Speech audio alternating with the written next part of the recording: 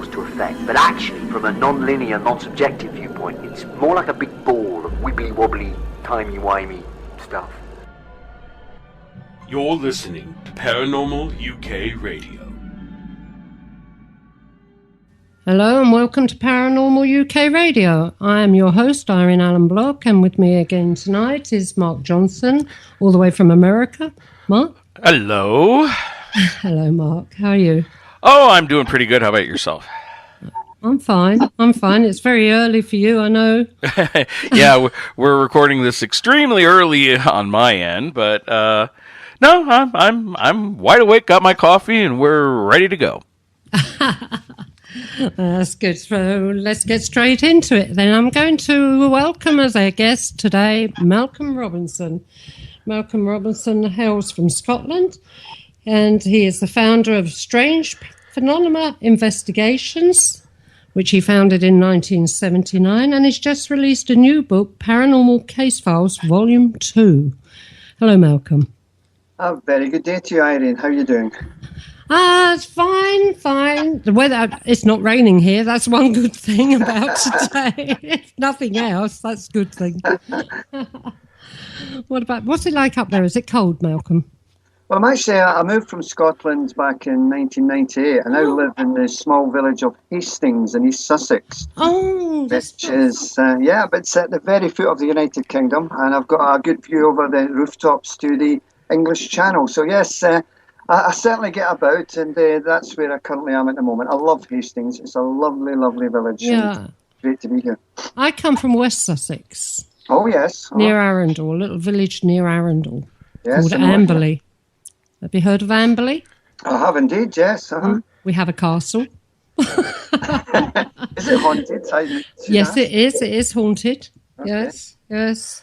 It's now a hotel. But when I was a child, it was a castle, and of course we used to be able to get in there and play in the grounds and one thing or another, which was absolutely fantastic. Well, I don't know if you know, Irene, I was actually born in a castle in Scotland. Were you? Way back in 1957, Airthray Castle, which is near Stirling. But that's another story. As you're speaking about castles, thought I would drop in. Well, the UK has plenty of castles. Castles are everywhere. I think where I am now in Wales, you can't go more than, 10 miles without coming on a castle. Yeah. They're just literally everywhere. Unfortunately, they're not like that for Mark in America. No, we don't really have our share of castles, unfortunately. No, and if you do, they're pretend castles. Well, there's Hearst. I've been to Hearst Castle. You know, William Randolph Hearst, the newspaper tycoon. On the coast, that it's not exactly a castle, but it could qualify as one. That place is huge. He's built it in castle style, yeah? Well, not exactly in castle style. It's just, gaudy. Gothic-y? Yeah, a little bit of Gothic, a little bit of Romanesque. I don't know. It's hard to describe it. Well, whatever it is, Malcolm, it's a fake castle. Right. Anyway, let's get on with the show. Malcolm, you are into so many things. How did it all come about? Well, as a young boy growing up in Scotland, I had this deep fascination for all things weird and wonderful. And I remember when our family used to take us down to Blackpool, which is a town in England, a holiday resort, so to speak. And we went to the Pleasure Beach, and they always took me, or part of what I did at the Pleasure Beach was I always as a child wanted to go on the ghost train. And so it absolutely fascinated me, sitting in this carriage, going through all these dark tunnels and things falling on your face. And then I started to read fictionalized books of ghosts, not true at all.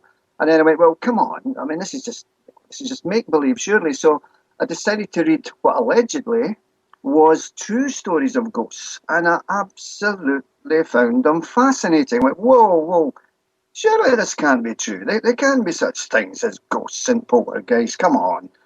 And as I grew older, I decided that, you know what?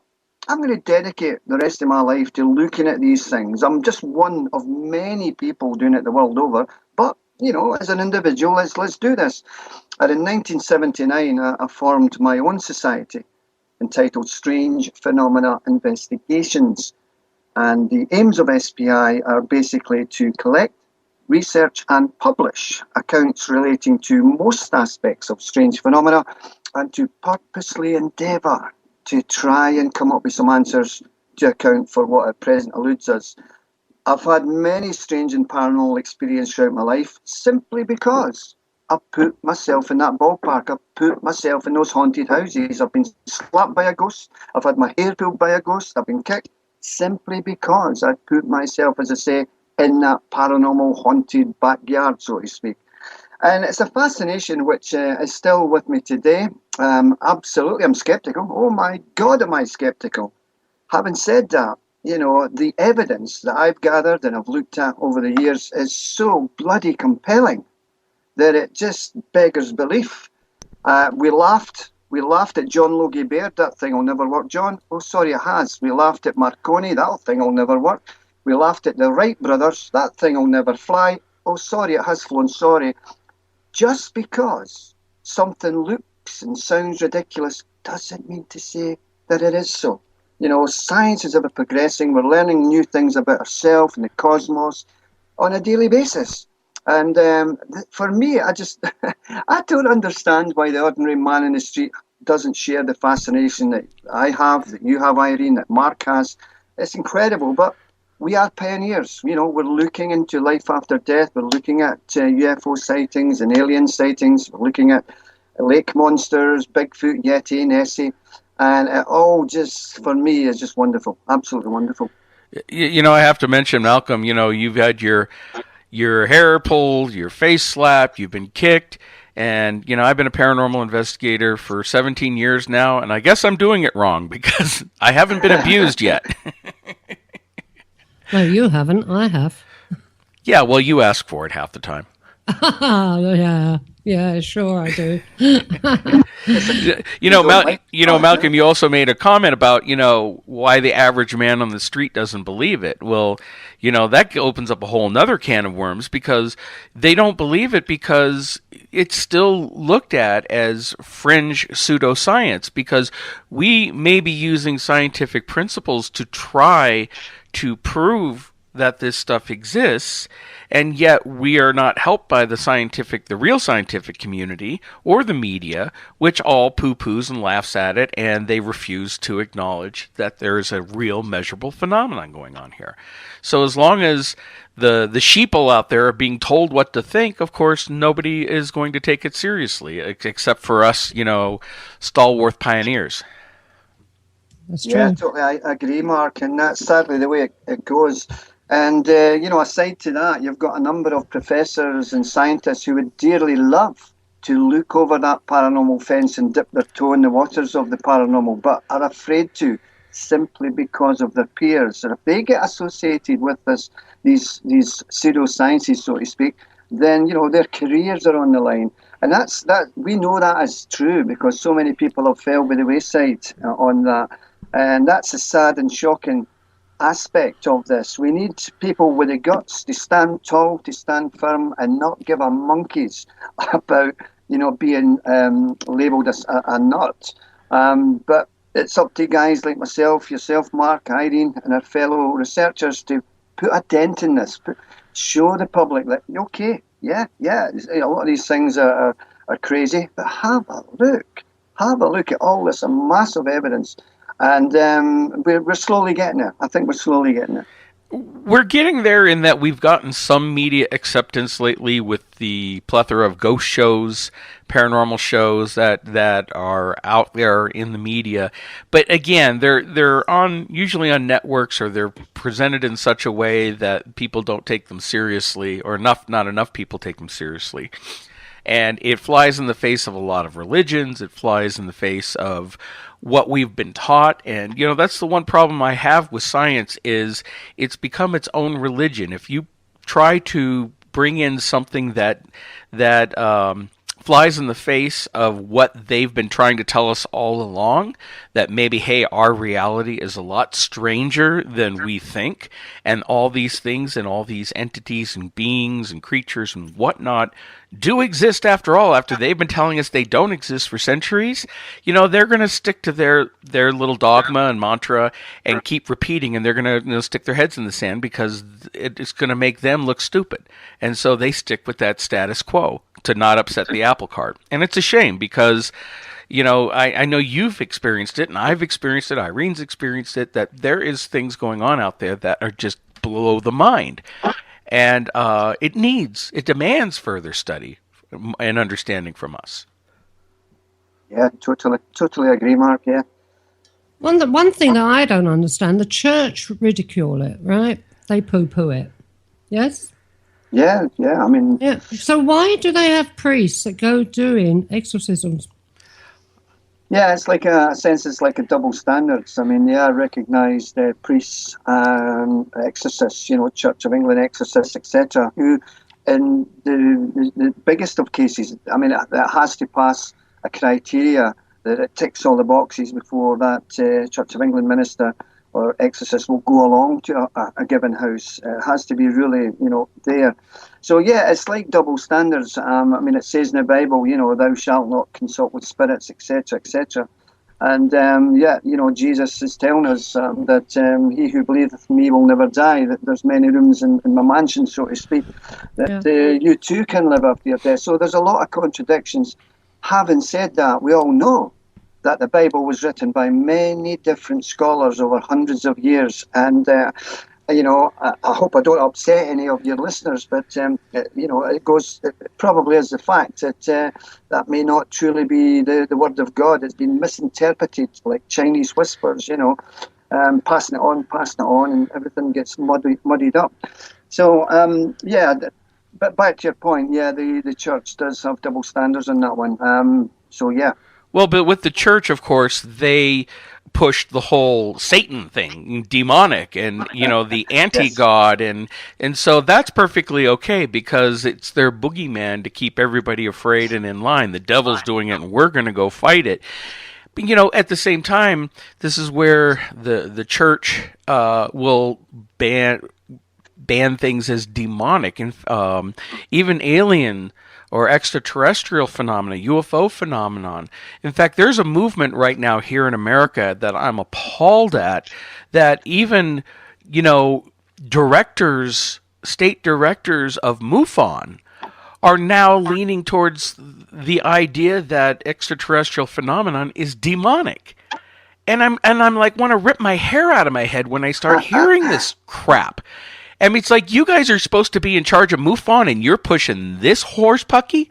I mean, that was on Facebook, wasn't it? That was going around on Facebook. And I've heard it from other people. It's like because they're allowing their religious views to taint it, and it's fear-based. It's simple age-old philosophy with the church. If you don't understand something, paint it demonic and make everybody afraid of it so that they don't look at it any further. That's the way it seems to be. And now they're doing that with aliens and UFOs and all that phenomena. I was like, go figure. Okay, I'm going to get off my soapbox now. No, I'm aware of that, Mark. I'm aware of that. As far as I'm led to believe, the only one I know the British ufologist who believed that the UFO sightings and the alien creatures was demonic was, was a chap called Randall Jones Pugh, who's sadly no longer with us. He co-wrote a book called The Dovid Enigma, and that's about West Wales here in the United Kingdom. A part of Wales saw a high concentration of UFO reports during the year of 1977. And Randall Jones Pugh and F.W. Holliday researched a lot of these cases, as did an English chap called Peter Paget, who wrote a book called The Welsh Triangle, I believe. But anyway, the Randall Jones Pugh, after his research, he believed that they were this demonic possession aspect, if you like, to ufology, that all these UFOs that was seen in the Welsh skies were chariots of the Satan, etc. So much so that he actually burned all his books, he burned all his research papers, and he refused to have any more to do with it. Now, fair enough, each to their own. I've never came to that conclusion as an individual researching the subject. But all I can say is that it's interesting nonetheless that some people look towards other aspects to identify and try and prove or get some answers as to what's going on in the skies above planet Earth. I think a lot of it has to do with the fact that when we talk about the aliens and UFOs, and we even talk about, even in ghosts and paranormal phenomenon, we have varied types of phenomenon. We have phenomenon that is just strange but benign, and then we have some very negative phenomena. And so when you look at the negative aspect, they right away, I think, it's scary, it causes fear, and so they jump on the demonic bandwagon. When actually we don't know what their motivations are, and that applies to both ghosts, to UFOs, to whatever. Sometimes we may look at phenomenon and our interpretation of it may seem evil, but is it evil, or is it just a different agenda? Is it a matter of perspective? These are questions that we need to be asking and looking into the phenomenon deeper. I mean, in the case of ghosts and negative entities, I mean, Irene and I have discussed this many times, and here on this show, is that you may get a type of low-level entity it's formed out of negative energy, it feeds off of negative energy, and it needs to create negative energy through people, chaos in their lives, in order to continue to feed. People would look at that as being demonic, but is it demonic, or is it more like a parasite? It's just doing what it does, and we interpret it as evil. What are your thoughts on that?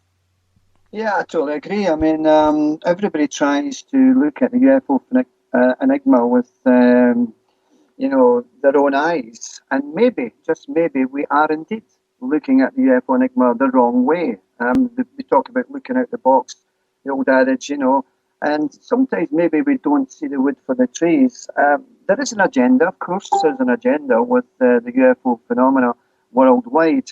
Is it to do with alien abductions? Is it to do with, the taking of females and males? And if so, why? And I have my own ideas and thoughts on that, which we may come to later in the programme. But there is an agenda, for sure. The agenda doesn't actually stipulate that open contact at the moment.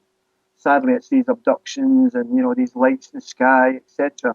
So why we don't have open contact is something that we need to look at. And maybe, as yet, we don't understand what's going on. I mean, there's no denying for me personally, Mark, that planet Earth is but a tiny, tiny grain of sand on a huge cosmic beach. And it's incomprehensible to think, we are alone in the vastness of the cosmos. But so maybe the technology that's coming to us are so technologically advanced that we'd never understand it. It would be like Christopher Columbus going inside a nuclear submarine and saying, "Okay, Christopher, work this one out." We just can't comprehend it. There's no denying the phenomena, as we know, has been with us since time immemorial. The cave paintings, the Renaissance paintings, the UFOs there. So it's always been with us. The Great Airship Wave of 1897 and the Scandinavian ghost rockets. And we've always had this, but it's infuriating to me as an individual that we don't seem to have a handle on it as yet. We don't seem to really understand what's going on. And that is very, very frustrating to me because it's a question I get asked all the time. If they're here, Malcolm, why ain't they putting their hand up and saying hello? But as yet, we don't have the answer. Well, it seems a lot of it is, I mean, let's face it. Take a look at our world right now. Would any alien society want to come out and openly say hello to us when we're like ripping ourselves apart right now? I feel that that's part of the reason why they stay in the background.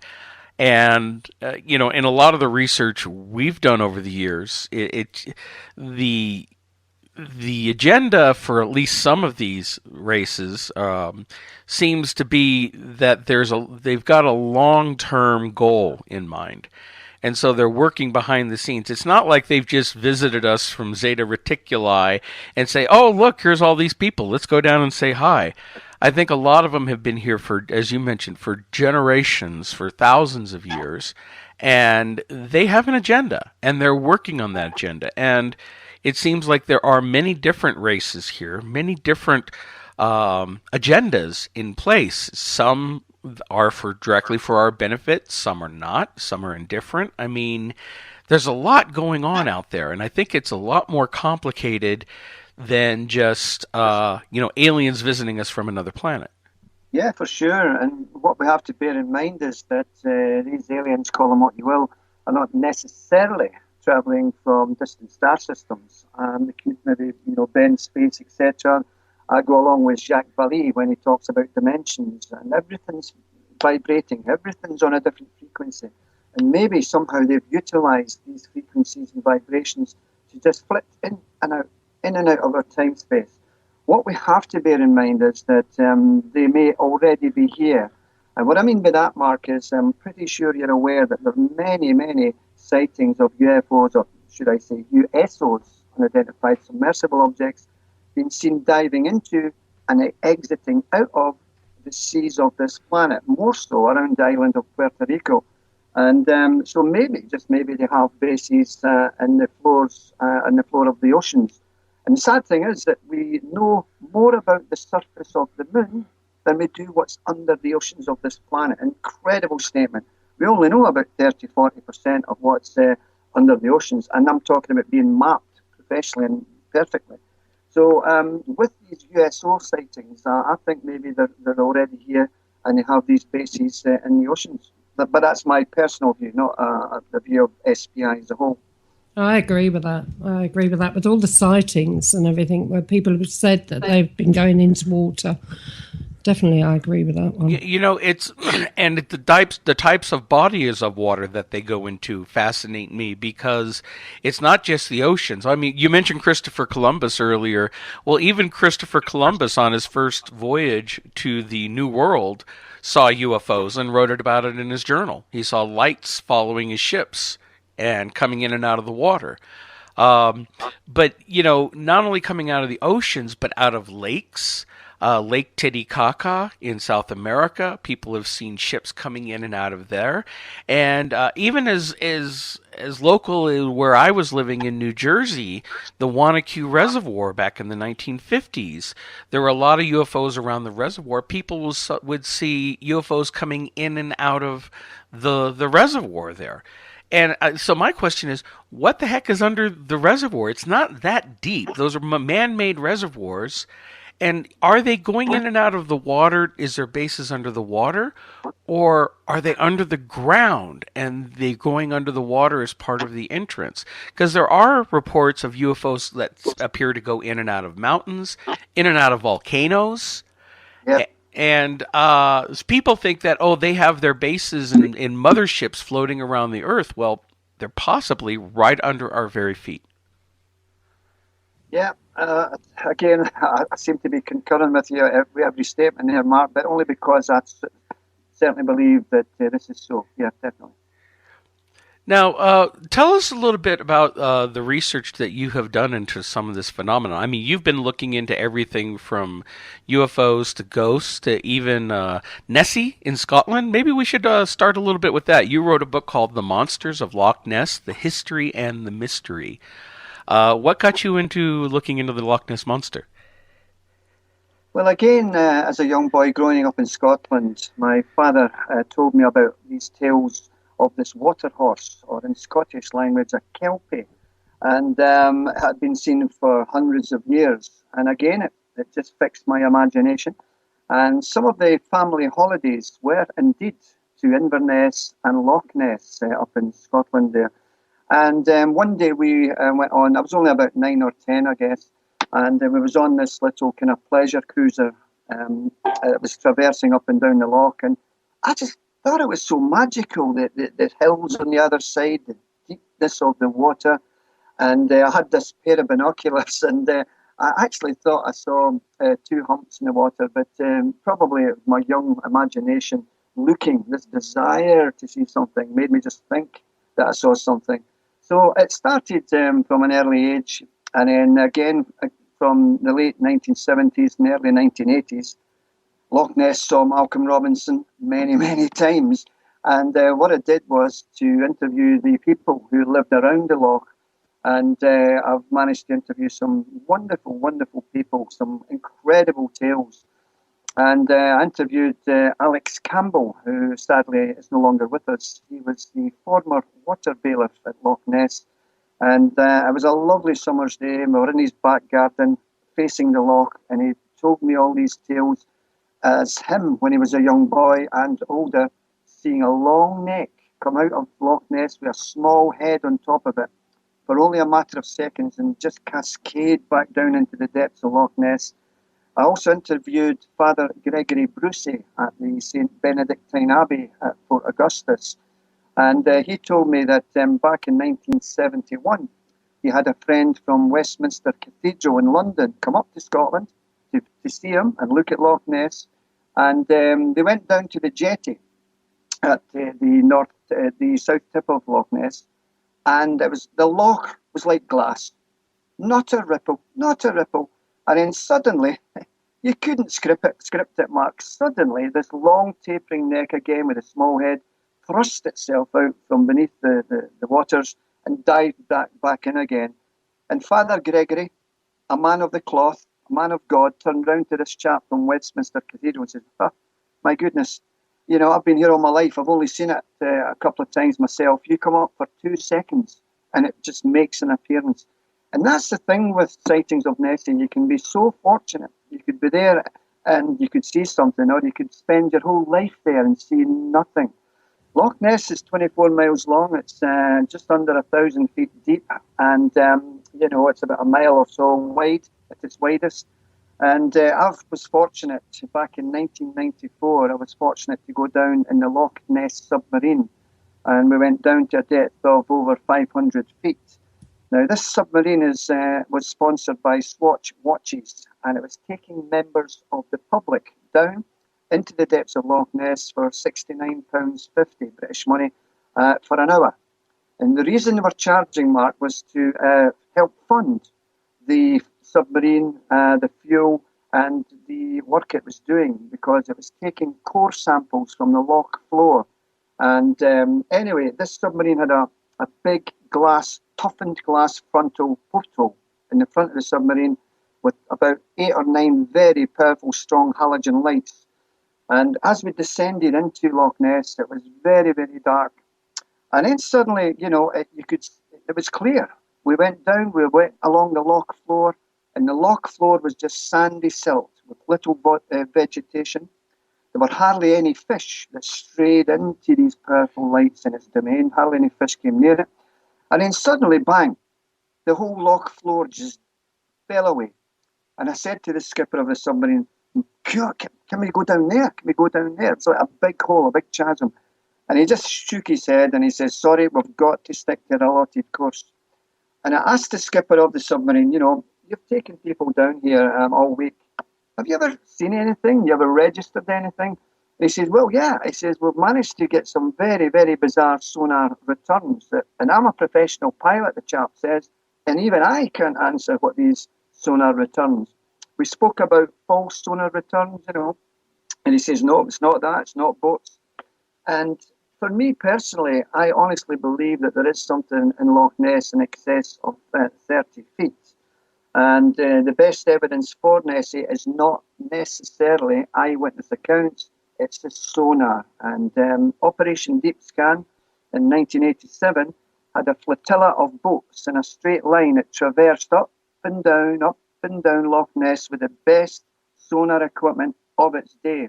And they registered, okay, it was only about 3 strange returns over a week, but those 3 strange sonar returns could not be identified. And to the operators of those vessels, they went, wow, we don't know what this is, you know. And it's just a lovely place to be. And I mean, I took a phone call from the Scottish Sun newspaper a few years ago, Mark. And the chap says to me, Malcolm, if you could actually prove Nessie, how would you go about it? So what I said was, well, funnily enough, I says, I've got this idea. It's a trap.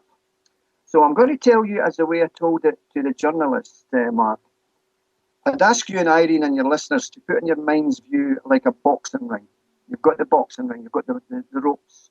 Now, on that would be secreted into the floor of Loch Ness near Castle Urquhart. On these ropes would be spherical balls with radio biopsy darts. Inside this big boxing ring, it wouldn't be the same size, it would be bigger. Inside this would be a machine constantly turning out a kind of fish puree, if you like, an attractant. And when any large creature came towards this effect, as soon as it pushed against those ropes, that would release these radio biopsy darts, like a handpin on a grenade, if you like. Bang, bang, bang, bang. They would shoot out everywhere into the animal's side. It wouldn't kill it, it would neutralise it, and it would fall to the floor.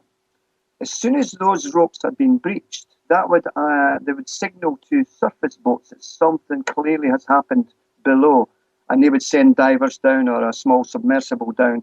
And to me, I think that was a great idea. Anyway, he ran away with his story, and the next time I heard from him, he says, Malcolm, you'll never guess who's interested in your trap. I says, who? He says, Steven Spielberg. I says, you're joking. He says, no, honestly, he wants to give you the money to help you fund and build this trap. Wow.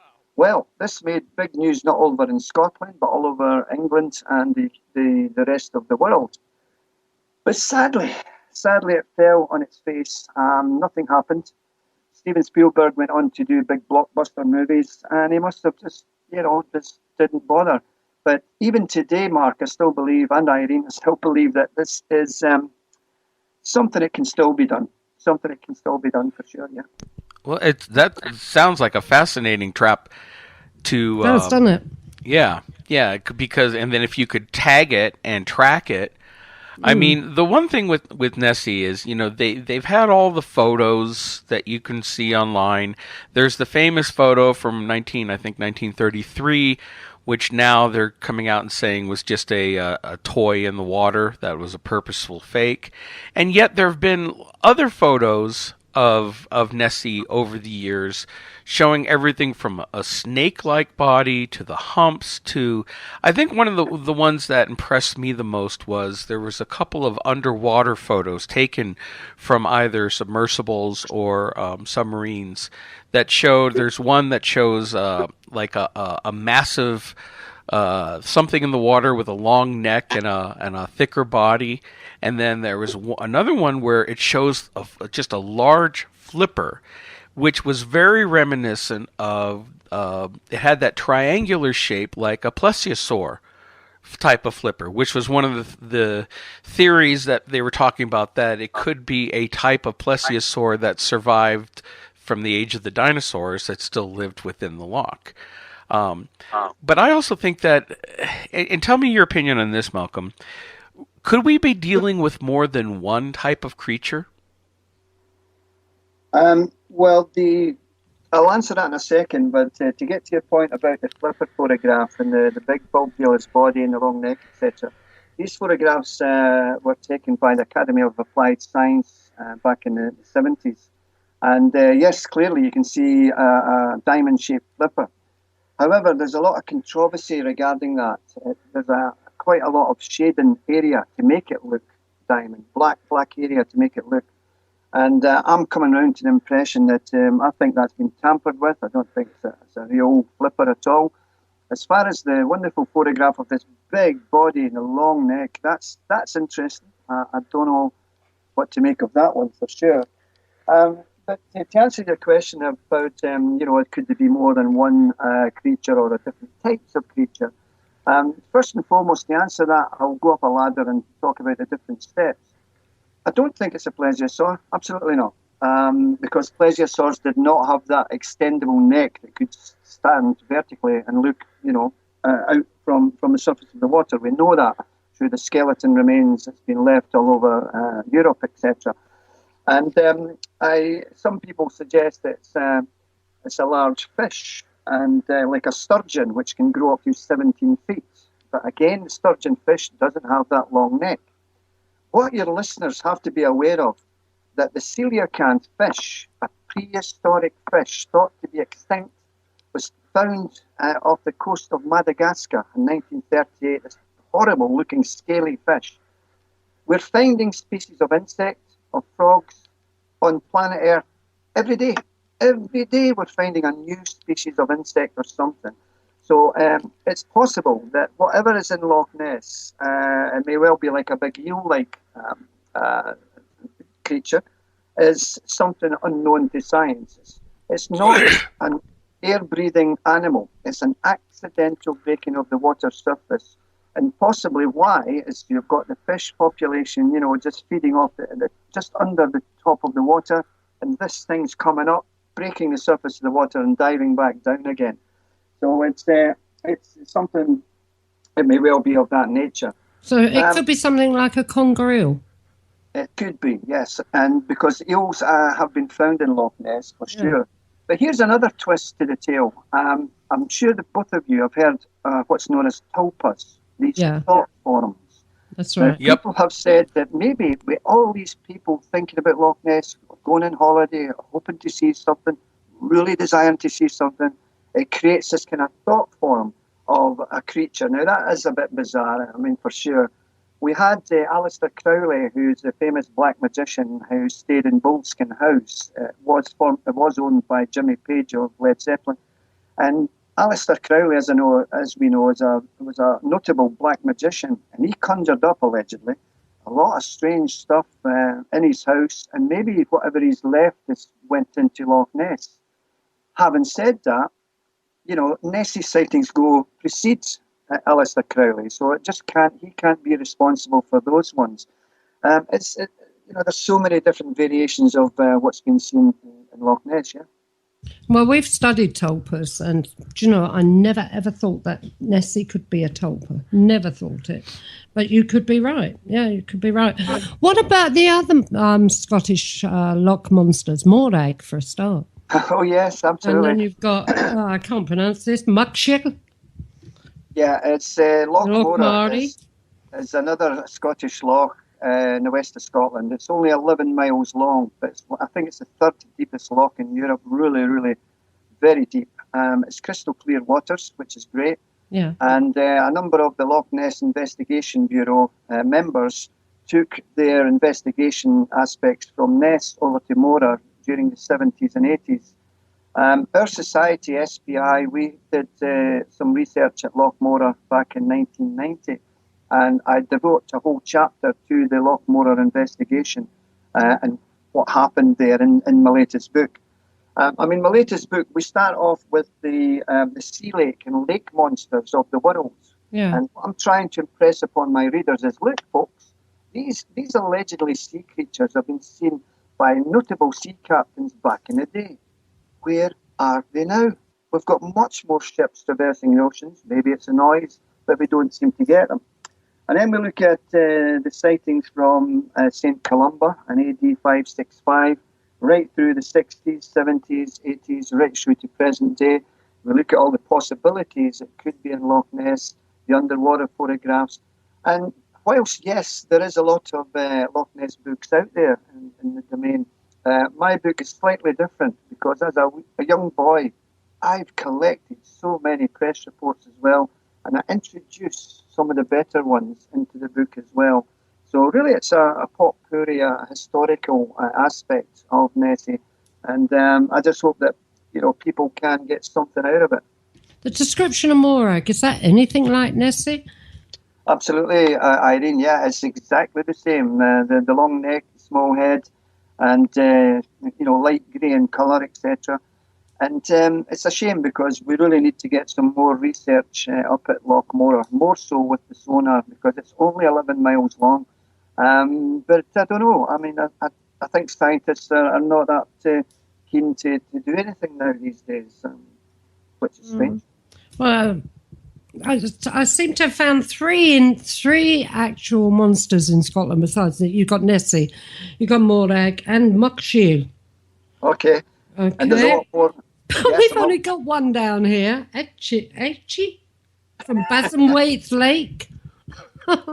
Yeah, there's quite a few other Scottish lakes. Traditionally, it has these tails, kelpies, water beasts, etc. Yeah. In my book, I actually talk about some of the English ones as well. In Wales, would you believe? We look at Europe, we look at China, we look at Russia, and it would appear that there's a culture, there's a lot of different races on this planet who have, to some degree, their own monster in their own backyard. And so there's something clearly going on, and it's just a great fascination for me.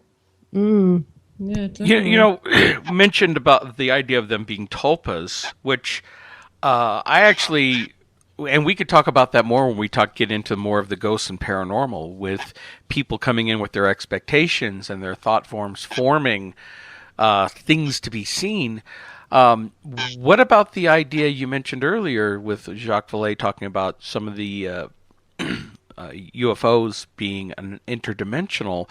What about the idea that a lot of these creatures in America, Bigfoot, they're in Loch Ness, the Nessie, being creatures that maybe are flitting in and out of this world interdimensionally, and that's why they're so hard to find? Wow, I love your thinking there, Mark. I love your thinking. Really good. That's another way we've looked at it, me and Mark. Yeah, absolutely. And the thing is, that has been bandied about. Yeah, it's like okay, let's pop off Bigfoot here and Sasquatch, and let's maybe put a lake monster here. It's maybe creatures from their planet. It's really, really hard to believe in that. But then again, let's not laugh at it because it sounds ridiculous. We really don't know, as we've mentioned earlier in the program. But it's something to think about. It's just another piece of that jigsaw that, will it fit? Will it fit or will it not fit? But until we continue to do the research and listen to all these wacky kind of possibilities, then we'll never progress. But it's listening, I guess, to the wacky stuff that maybe just changes our perception a little and lets us realise that, yeah, maybe I should look down that avenue. So, yeah, good one. It goes back to the idea that the world is stranger than we understand and believe, and so it seems ridiculous to people to think, oh, these creatures being interdimensional or ghost-like.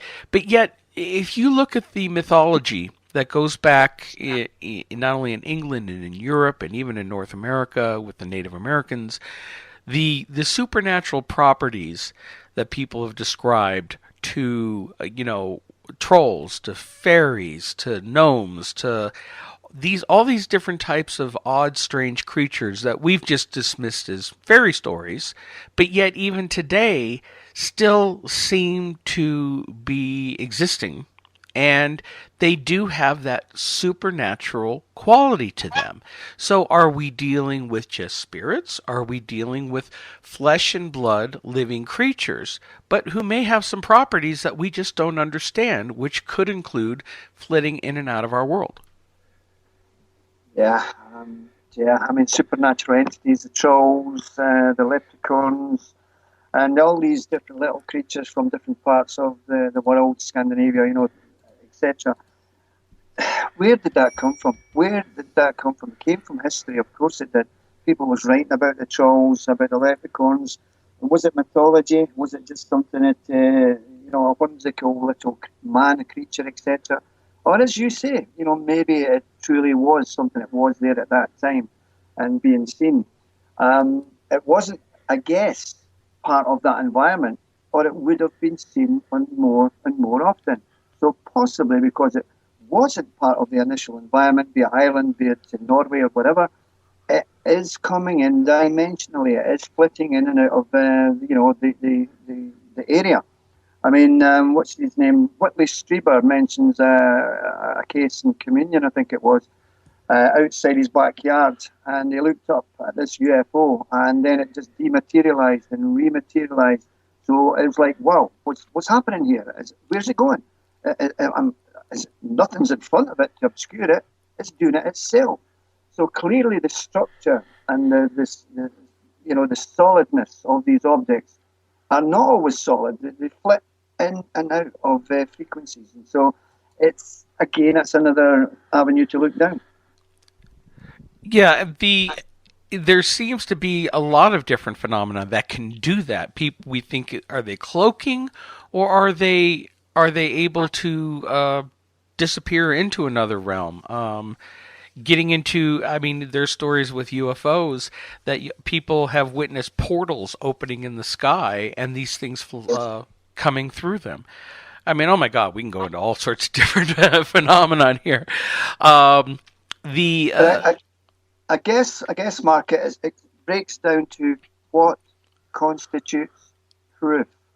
We are living in the Steven Spielberg age of DreamWorks Laboratory, where anything can be manipulated onto a computer to look like the real deal. But thankfully, that same technology can turn over to prove or disprove if it was a thin wire supporting a model of a UFO from a tree, etc. So, maybe we haven't built the apparatus yet that can clearly register something, because YouTube and the internet is awash, as you know, with countless videos. A lot of them are, I would say 99.9% of them are absolutely rubbish, are handmade. Some of them are really good handmade movies. And even if we did have that lovely piece of footage of a creature or of a ghost and show it on national television, you and I know, and Irene knows, they would still be laughed at, because wow, you did that clever on whatever the technology you used for that. How did you do that? That's you did that on your computer? No, it's real. So it's all about what constitutes the proof to Joe Blogs in the street, and is it we're not anywhere near that yet. Maybe that's what we're needing, some piece of apparatus or something to change the goalposts. Well, I mean, for me here in the U.S., one of the best pieces of film footage ever of a creature is the Patterson-Gimlin Bigfoot footage, filmed in 1967 in Bluff Creek, California, and that 16 millimeter film showing that creature walking and the muscles and the way it moves. Some anthropologists will look at that and they can point out, how it's not a person in a suit. Other people just dismiss it. Oh, it's a person in a suit. And yet every single time somebody tries to get a guy in a suit and simulate it, it looks like a guy in a suit. It just, they can't simulate it. They can't even make a suit that looks good. Even the Hollywood ones that try to do a Bigfoot like, Harry and the Hendersons, it still looks like a guy in a suit. And yet, when these animals, and I've seen some other videos, and this is what separates it from guys in the suit, these things move like living creatures. And you see them, and you see the muscle under its body and moving. And the fact that the Patterson-Gimlin footage is of a female, and it has breasts. And yet, who would have thought of that back in 1960? If you're trying to prove Bigfoot, you're not going to say, "Oh, let's make it female." Let's just prove that, hey, we got a Bigfoot walking. Just things that, and people still don't want to believe it. Yeah, it's a fascinating piece of footage, that. And I think last year there was another piece of footage that was filmed prior to that of that same trip on horseback as they're going to Bluff Creek. And that's an interesting bit as well. But yeah, clearly the Patterson-Gimlin film is absolutely wonderful, and I tend to concur that it clearly shows a very tall creature swinging its arms, moving its legs, looking back a couple of times, and then just disappearing into the foliage. Very strange, yeah. Now, real quick, we have several minutes before the next break. Sorry, something went wrong there.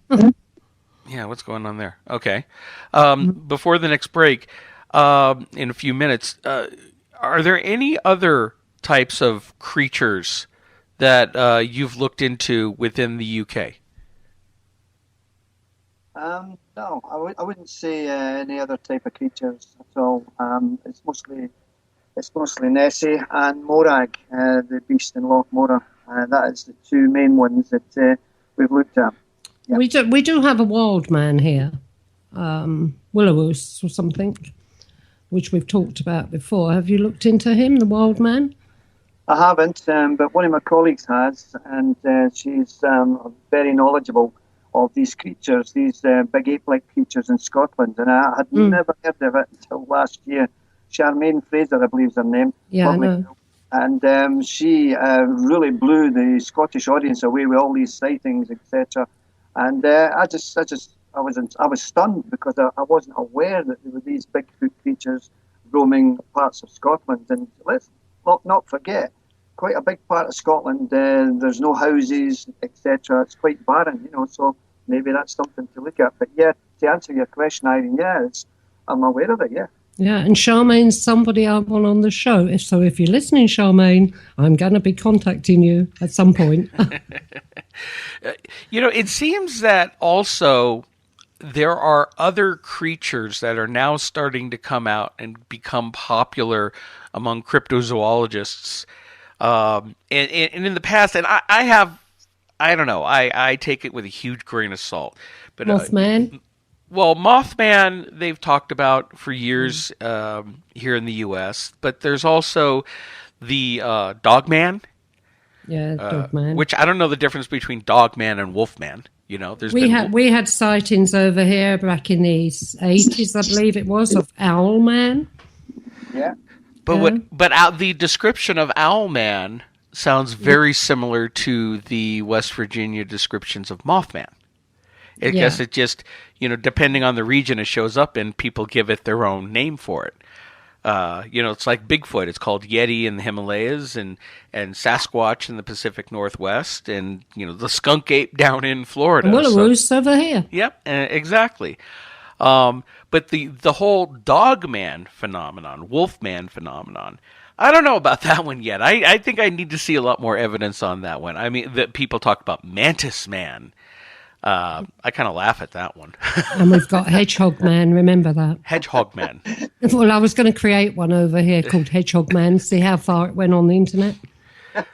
Just for a laugh.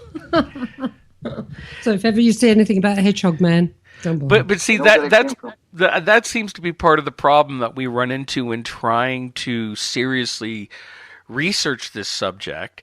Is there's a lot of other wild ideas that are floating in that almost seem to be taking the mickey out of it, out of the subject and making it less believable. Am I saying that no, these other creatures don't exist? No, I can't say that. At the same time, some of the people who talk about it kind of strain my credibility towards them.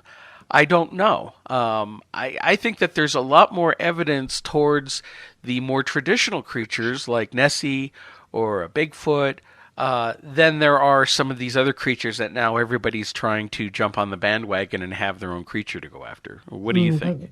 But remember, there's so much out there that we don't know about and we're not likely to find out about in our lifetimes. Well, this is true. I mean, that's why I'm saying you have to keep an open mind, just not so open that your brains fall out.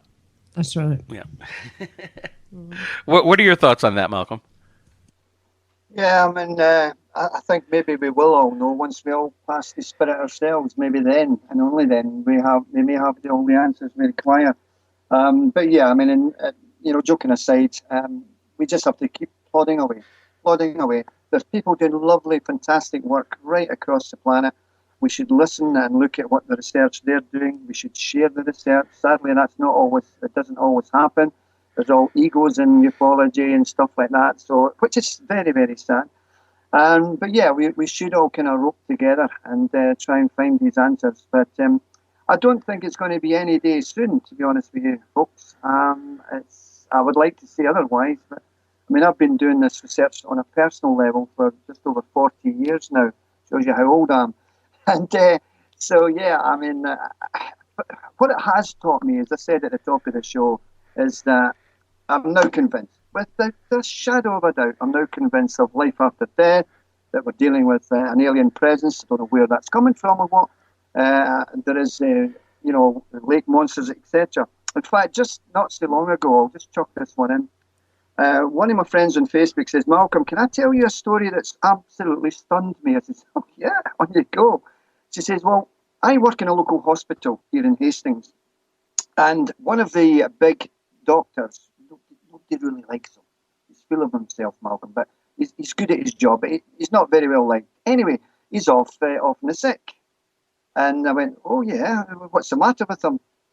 Well, let me tell you the story, Malcolm. Apparently, the doctor was walking through the wards, and he approached an elderly gentleman who was standing in one of the wards next to some swing doors. And the doctor went up to the gentleman and says, "You okay? You all right?" I don't know. I'm not sure. No, but are you okay? I don't know. And at that point, the doctor's beeper went off, his pager, and he looked down to it, and he was requested in the resus room. So he turned around to say to the gentleman, "Oh, can I help you?" But the gentleman wasn't there. He may have went through the swing doors. He didn't see him going away, but he had to get to the resus room. So the doctor went into the resus room. There was a patient lying on the bed with the paddles on his chest, trying to pull him back to life. And I think you know what's coming. He looked down into the person on the bed, and it was the same guy he had been speaking to a few moments ago in one of these corridors in the wards. Now, the story gets even more intriguing, because what happened next was, let's check the CCTV television and see if that guy was captured on it. So they reran the CC closed-circuit television cameras back a few minutes. They saw the doctor, they saw him standing in the corridor, and they saw him talking to nothing at all. And that was picked up on CCTV. And it just is one of these lovely stories that people tell me when I give lectures or just come to your society. And I do believe that the witness who told me the story is true and is factual, because we have to ensure that when people are telling us stories or information, that it is indeed factual, because part of our research group is to get to the truth, analyse photographs, look at the individuals themselves. Are they being honest? I mean, we have to ask questions like, "Excuse me, sir, yeah, are you on any medication, any drugs?" And then that elicits some response like, "Why on earth do you want to know that?" The reason, I'm sure Irene and Mark will agree, we have to ask that just in case maybe the medication was making them see things otherworldly. And so, we can't get into this kind of this enigma, so to speak. But fascinating stuff, yeah. Well, we have to take a break. So when we come back, we'll be speaking more with our guest, Malcolm Robinson, and we'll be getting into ghosts and aliens next. So don't go away. We'll be right back after these messages. I'm Sonia Brose, Catholic charismatic and spiritual warrior who has spent years fighting negative forces. My new book, The Curse of El Diablo, has just been published by Glennet Ty. The Curse of El Diablo is the true story of my journey to northern Mexico to help a family tormented by an evil sorcerer skilled in the arts of brujeria. But I soon found myself in a dangerous struggle as I battled the evil forces thrown at me by this brujo, and it was only my faith in God that protected me from the onslaught. The Curse of El Diablo is an epic story of a struggle between the forces of good and evil and the triumph of faith over darkness. The Curse of El Diablo is now available in softcover and ebook format on Amazon.com and on GlanetTie.com. Imagine no longer being tied down to your computer, but having the freedom to take live talk radio with you anywhere you go. TalkStream Live introduces our first ever iPhone application. The talk shows you follow now follow you, and your iPhone is now the fastest and easiest way to stay connected to the best talk radio on the internet. Listen to live talk shows 24 hours a day, 7 days a week. TalkStream Live, now available in the iTunes App Store.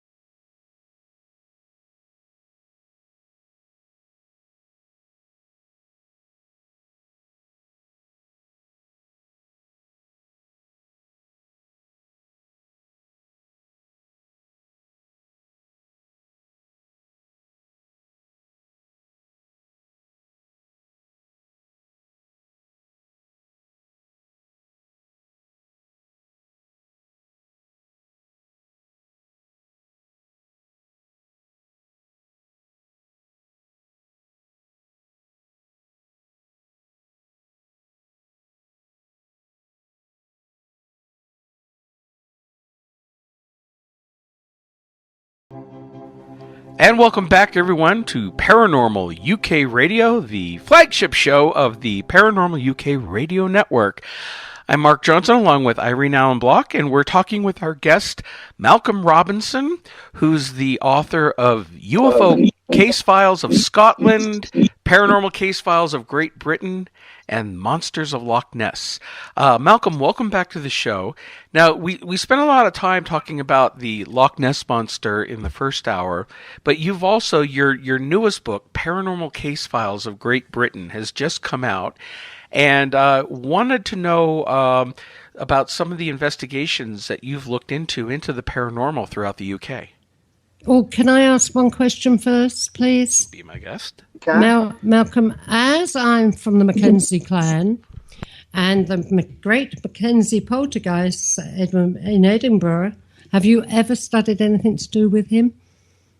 I'm aware of all the writings and on the internet about the Mackenzie poltergeist. And a couple of years ago, we took in one of the Edinburgh ghost tours. And we met this chap on the Royal Mile, and myself, my partner, and maybe about 24 other people listened to this guy as he took us round Edinburgh in the vaults and then up to the big cemetery. And we unlocked the gates. It's a Covenanters prison. And we unlocked the gates, and he regaled us with these tales of this Mackenzie poltergeist, and which frightened all the soldiers and stuff back in the day. It's also frightening some of the residents or people who come into the graveyard just to look around the stones. He's made an appearance. And whilst we were in this mausoleum and listening to the tales, all the people had their backs against the wall, and this chap was telling us more about the poltergeist. Unbeknown to us, somebody outside in a big, horrible mask jumped into the mausoleum and scared the living daylights out of us, you know. So I do remember that, that's for sure. But yeah, I mean, it's a famous case. Some of the other cases that I've investigated for the two paranormal books was the Socky poltergeist, and that's Scotland's biggest ever poltergeist case. And very briefly, it concerned Virginia Campbell, who was 11 years of age at the time. She stayed in Donegal with her parents in Ireland, and the parents want to up sticks, leave Ireland, and come to Scotland.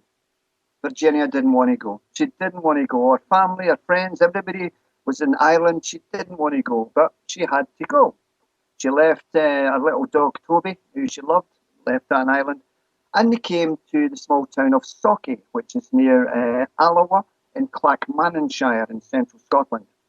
Anyway, to cut a long story short, no sooner had they been in Socky than strange things started to happen in the family home. There were knockings, there were rappings, and her pillow, where Virginia's head, the pillow next to Virginia's head, depressed, as if a secondary invisible head was there. Things got so bad that they brought in the local doctor, and they brought in the local minister, and those people saw a heavy linen chest rise up a couple of inches off the floor and bang down again. The headboard would be banging, there was sounds of a ball being dropped down the stairs, and a whole range of things were happening in the family home. Now, if that wasn't bad enough, it actually followed her to school. That's correct. Followed her to school. On one occasion, back in the 1960s, this case is from 1960-61, December 1960 to the early part of January 1961. Back in the 60s, in Scottish schools, there were about 50, school kids, young kids. There was big classes back in those days. Yeah, I remember that. That's right. And so one day the teacher looked up, and it was a sea of small faces. They were all at their desks, apart from Virginia. Virginia had her both forearms pushing down onto the desk lid. Teacher says, "Virginia, what are you doing? Stop that. What are you doing?" "Okay, miss." So she left her arms, and the desk lid was flapping up and down. And then the desk actually rose up a couple of inches and fell back down onto the floor. On another occasion, Virginia took her jotter, I don't know how they say in America, a school book or school notes, and she approached the teacher's desk and dropped it on the teacher's desk and said, "There you go, miss. There you go, ma'am. That's my essay."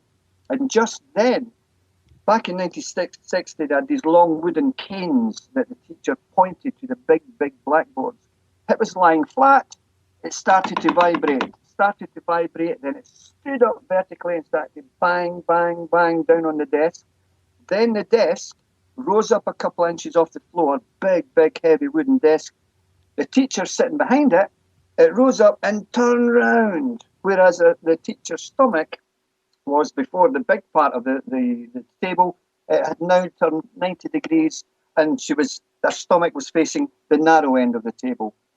You can imagine the class. The class were going berserk. So the teacher ran to the door. Okay, kids, okay, don't worry. We'll open the door.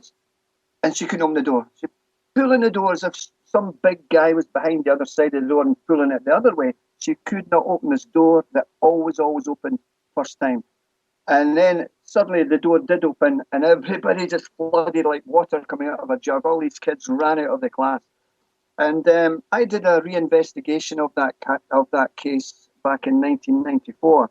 And I spoke to the classmates of Virginia Campbell, and each and every one of those kids, they're not kids anymore, of course, said, yeah, Malcolm, we saw that. I interviewed the teacher. She said, wow, I never even knew what a poltergeist was, Mr. Robinson. But I'll tell you what, that happened. That desk rose up and turned round. And so I try to impress upon my readers that these are kind of like the nasty end of the paranormal, but they do happen. You certainly don't want that to happen in your own home, that's for sure. Yeah, of course, obviously, poltergeist activity is connected to young girls, and also the emotions that they're going through. And she must have been very emotional, especially leaving her dog in Ireland. Correct, Irene. I have a problem because people say that poltergeist activity centres around young adolescents, children, boys and girls going through puberty. Their hormones are all jumping about. But let's be honest, let's look at it realistically. Well, I've known a case that wasn't centred around a child. And that was a garage here in Wales, South Wales, I believe down near Swansea, where stuff was being thrown around in the garage, and it was workmen in that garage. Yeah. And, stones were hitting the roof and one thing or another, tools were being thrown around. There was nothing to do with any child in that garage. Yeah, and I firmly believe that if it was to do with, kids going through puberty, then you'd have a poltergeist in every single home in the UK. It's just not on for me. Yeah, because they go through those terrible teen years and everything, don't they? So. And last year I spoke at a big conference here in England, and we were down in the cellars of the Nottingham Halls of Justice. It was a Parapost conference. And we were down in the bowels of this big building, and where there was hangman's cells, etc. Anyway, suddenly we had a large crack, and I went, "Whoa, what's that?" And we turned round, and on this flagstone behind us was a stone. Just you mentioned about a stone there, and it made me think of this story. So I picked it up, and by God, it was hot. It was really hot, and so we reckon that perhaps that was an apport. Something that falls from the spirit realms, and generally speaking, it can be a coin, it can be a medal, it can be a stone, and generally speaking, as you probably know, it is quite hot. Yeah. And that's part and parcel of that building, yeah. I've had apports in this house, and you're right, they are hot when you pick them up. And one other thing before you go, because I know that you won't be with us for very much longer, I've got to ask about this. My auntie from Glasgow, when she was a child, was sent with other children during the war to a place called Bonnybridge.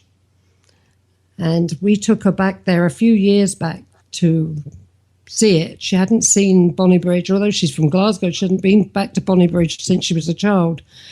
The UFO phenomenon in Bonnybridge, there's been over 300 sightings since 1992, I believe. Is that correct? That's correct, and I'm speaking next weekend about some of the UFO hotspots from around the world, and one of those hotspots is indeed Bonnybridge. I was the main researcher on this incredible wave of UFO reports coming from the small Scottish town called Bonnybridge in Stirlingshire. It is small too, isn't it? It is, yes. And Councillor Billy Buchanan. He was elected councillor of this of Bonnybridge to serve the people of Bonnybridge in any way, shape or form. Little did he expect for people to come knocking on his door saying, "We've seen something strange in the sky. What are you going to do about it?"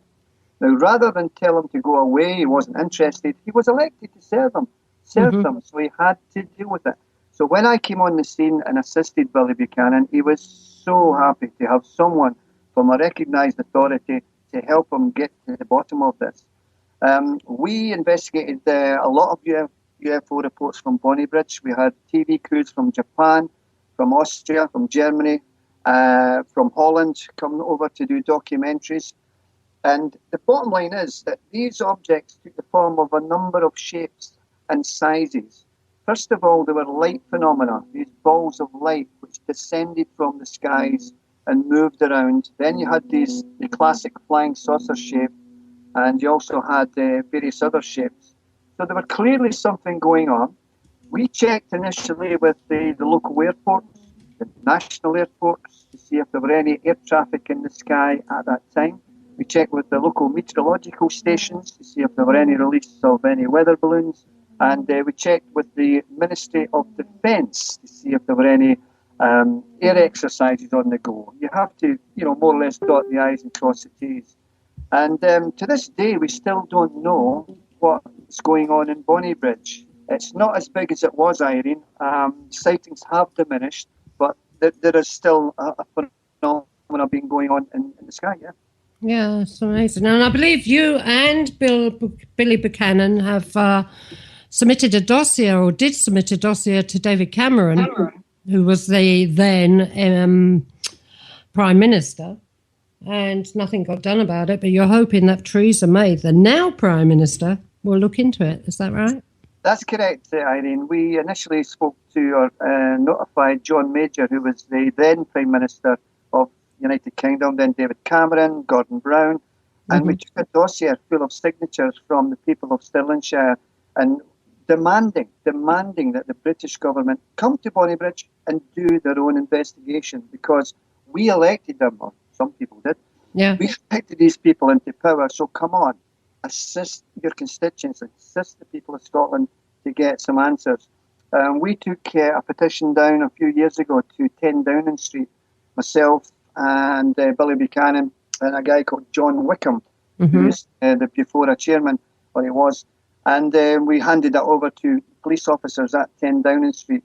And what we got, Irene, was the same tired old statement. And the statement read, "As these objects do not constitute a threat to the defence of the United Kingdom, the British government will not seek to open up any government inquiry as to what's going on in Bonnybridge." Now, admittedly, they have leaked, or released, I should say, drip-fed some documents over the past 2 years, because under the Freedom of Information Act passed initially in America, many pre-classified government documents clearly showed in America that the FBI, the CIA and the NSA were actively involved to some degree in UFO research. So we've got a lot to go on, yeah. Yeah, I don't know how they can say that. Any unidentified object in the skies over Britain could be considered as a threat. So how can they, unless they know something we don't know, how can they actually turn around and say they don't consider it as a threat? Yeah, and that's true. Unless if it was a Russian plane, it'd be considered as a threat, and we know what a Russian plane is. Yeah, I mean, in this show, we could say so much about the wonderful evidence coming from airline pilots, from military pilots. Yeah. Not just the pilots, but also radar, radar returns from professional radar operators. That niche of ufology is absolutely awash with wonderful, evidence. And like we said to Mark earlier, that it's so surprising that the people of Great Britain and the United States are not aware of how big this subject really is. But we're getting it. Yeah, well, I know they closed down the department investigating all this in 2008, but I'm sure they've replaced it with another department because... Yeah, a hidden department, probably. Yeah, yeah. Did you want to say something, Mark? Well, Just in general, I mean, just some of this the activity that you've been looking into. I know we only have a couple more minutes left. Can you tell us one of the more interesting cases that you worked on briefly before you have to go? Something that really was there anything that really made you change your mind about something? Absolutely, Mark. I'm going to tell you a few stories of the ghostly paranormal world, which really took me off the fence. And basically, one of the ones that happened to me, we were dealing in a haunted house in Stirling, and we're in this haunted bedroom, and our psychic, we always work with really good psychics. She says, Malcolm, don't you feel spirit in this room? I went, no. Oh, come on, it's everywhere. No, I can't. She says, stand over there in the corner and put your arm out and ask spirit to touch you. What? Just put your arm out, walk over there, ask spirit to touch you. Well, I did this, Mark. 1 minute went by, nothing. 2 minutes went by, nothing. 3 minutes went by, oh, this is stupid. What? Then in the 4th minute, something pressed very firmly down on my arm. And by God, I got a shock. I really did. I couldn't believe it. And then we were in another haunted house somewhere else. And we had the equipment all set up, the infrared cameras, the video cameras, the sound recording equipment. Nothing was happening. Oh, why do I do this? Why do I do this? And then suddenly, bang! The room was illuminated by thousands and thousands of tiny pinpricks of white light. It was like a children's sparkler, a handheld sparkler you would get. They call them spirit light, don't they? Wow. Oh, it was incredible. All over the ceiling, all over the walls, all over the bed, all over your clothes, all over the carpet. And it only lasted maybe 17, 18 seconds. It was like a dimmer switch in a living room. And you just turn the dimmer switch to turn the lights down, and it was gone. So with fingers crossed, we approached the DVD and the video recorder, etc. Press stop, press rewind, press play. Please be there. Nothing came up on the video at all. And even if we did get that, Mark and Irene, the skeptics would say, "Oh, you've made that on the computer, didn't you?" So you just can't win, So that was quite frustrating for us, for sure. And then we were in a house in Kirkintilloch near Glasgow, and as soon as we walked into this ex-police officer's house in Kirkintilloch, we knew that we were on a case because every wall had a photostat copy of the Lord's Prayer. Every door had a crucifix hanging down from it. Wow, we knew we were on a case that night. And as we walked into one of the upper rooms, we always work in darkness, Mark and Irene, with the infrared gear and stuff. And as we walked into one of the rooms, it was like something grabbed my hair and pulled it back. And I said to one of my researchers, Billy Devlin, put the light on, thinking that maybe I had walked into a piece of plaster or something that had fell down from the ceiling or something. Put the light on. Okay. Put the light on. Nothing. It was just a clear, a clear ceiling above us. And that was quite unusual because we didn't know what that was going on at all. There are various interpretations of ghosts. You've got ghosts that are transparent. You've got ghosts that are solid. You've got crisis ghosts. Would you believe you've got ghosts that are aware of you? And ghosts that would stop at furniture and go by it. Why? You're a ghost. You're a spirit. Why would you need to do that? And there's another case we were dealing with this lady. It was one of these big, rare cases that we get from time to time of, sadly, a female claiming that she'd been raped by a spirit, raped by a ghost. We've all seen the film The Entity, something along those lines. And by God, she was terrified. She really was. So to cut a long story short, we brought along a psychic medium, and myself and my partner at the time went out for a cigarette. So we didn't know what was going on when we were outside having a cigarette. So when we came in, we sat down, and maybe about 40 seconds later, suddenly I let out a big gurgly scream because what I saw, Mark and Irene, was lots of globules of light all surrounding this woman, this terrified woman. And I let out a big scream, and my partner let out a big scream. She says, Malcolm, what? Can you see what I'm seeing? And this poor lady's going, what? Now, we saw these beautiful blue aquamarine lights pervading all over this woman's body. It was incredible. So I said to the psychic, what the hell's going on here? I said, it's Malcolm, calm down, calm down. It's only psychic healing. What? When you were out having a cigarette, I administered psychic healing to the lady just to calm her down. And what you're looking at is the remnants of that, is the remnants of that. And for me, Mark and Irene, it was a wonderful, wonderful thing to see. I've never seen the likes of it in all my life. You know, it's incredible. And whilst I'm telling you a few stories before I go, one other story was when I was growing up and getting into all these subjects, I worked for a big company in Scotland called United Glass. We manufactured beer bottles and whiskey bottles. And everybody was okay. Everybody was okay with me and the paranormal, apart from one obnoxious guy. And he says, Malcolm, you're off your head. There's no such things as ghosts and poltergeists and life after death. But I'll tell you what, Malcolm, whenever I die, and God forbid, it's going to be for a long, long time yet, if there is such a thing as a life after death, I'll come back. How about that? I went, okay, Bobby, no problem. So years went by, and I got up for a day shift. And what that means for your American listeners is that it starts at 6 a.m. in the morning, finish at 2 in the afternoon. So I got up about 5 a.m. in the morning. I went down to the kitchen. Everything's quiet. My wife's sleeping up the stair. Put the kettle on, and suddenly you get that feeling as if somebody is standing next to you looking at you. Wow, where did that come from? So I slowly turned round because this thing was behind me. Slowly turned round and saw nothing at all. Oh God, where did that come from? So anyway, I went to work. I went into the men's mess room where, you know, we all sit having a cup of tea prior to going to the shop floor. And all my colleagues at work were all their heads were down. I went, come on, guys, what's the matter with you? And they all said to me in unison, oh, did you not hear? What? Wee Bobby Smith died last night. Now, that was a man who years previously says, Malcolm, when I die, if I can come back, I'm going to make myself known to you. Now, admittedly, Mark and Irene and your listeners, I did not see anything, but by Christ, did I sense something.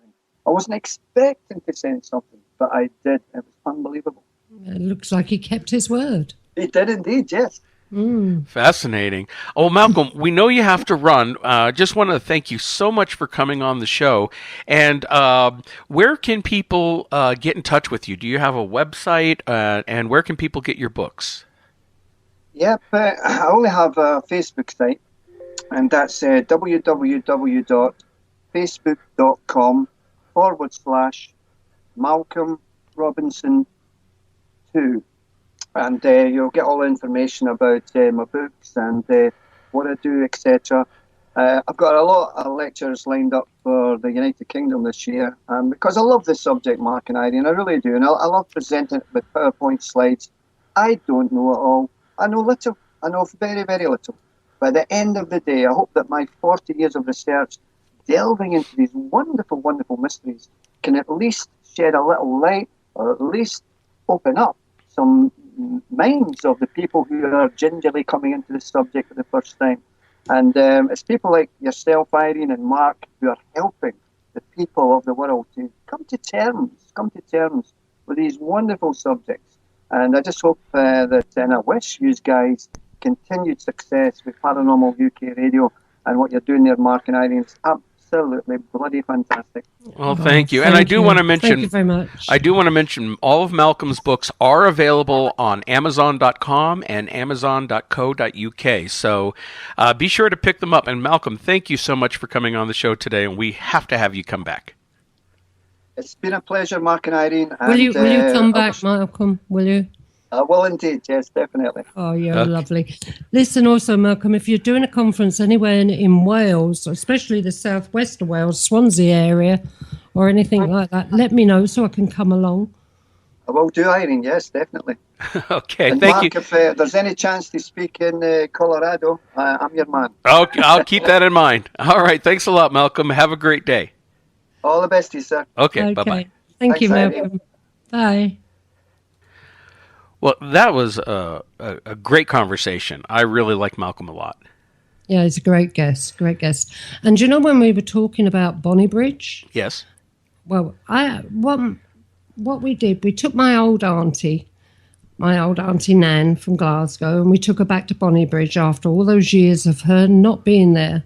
You know, it's not very far from Glasgow, actually, but she hadn't been there since she was a child. And I've got to admit, there was an atmosphere. There was an atmosphere in the air in Bonnybridge that I couldn't put my finger on it at all. You know, that's really interesting. And, you know, this is something that a lot of people need to understand with paranormal research. And Malcolm touched on it with his last story, too. We dismiss personal experiences so much.